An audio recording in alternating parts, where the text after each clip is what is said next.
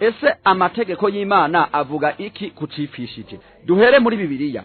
Usomye Abalewi ikigabane ca 22 ku murongo w'8 naho hatubwira amajambo akurikiye. Haravuga hati icifishije canke ikirangara ntihaze hagire umuntu akijya. Iyo avuze ikiranga ni ikintu camaze kuma, ni ikintu cagataye, ni ikintu kabisa camaze kuma kikumumuka. Ubwo rero ti ico hamwe n'icipishije ntituze tubige habe namba habe nagatoya. Ubwo rero bivuze yuko muntu urya ikintu cipishije ubimenyere yuko ivyo bintu urimwo urakora ni ibintu bitemewe n'Imana, ni ibintu amategeko y'Imana atemera habe namba habe nagatoya.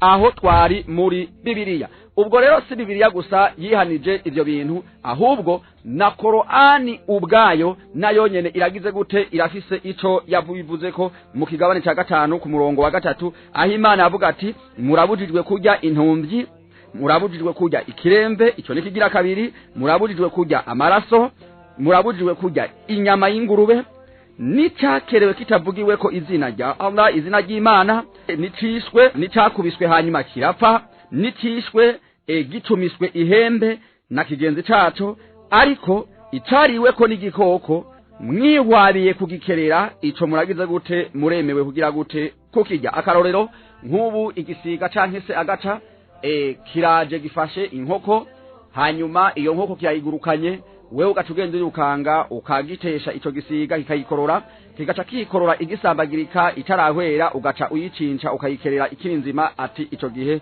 mwemerewe kugira gute, mwemerewe kuyirya. Mugabo icipishije muno murongo Imana yagize gute, ati ntibyemewe habe namba habe nagatoya. Ubwo rero muntu ukijya ikintu cipishije ndagenda guhanuye ndakubwira ati geza ngaho, hagarikira ngaho, amategeko y'Imana ntabwo abyemera. Ubwo rero ku bantu bakijya ivyipishije, haba Bibiliya haba muri Korani, amategeko y'Imana yarabyihanije.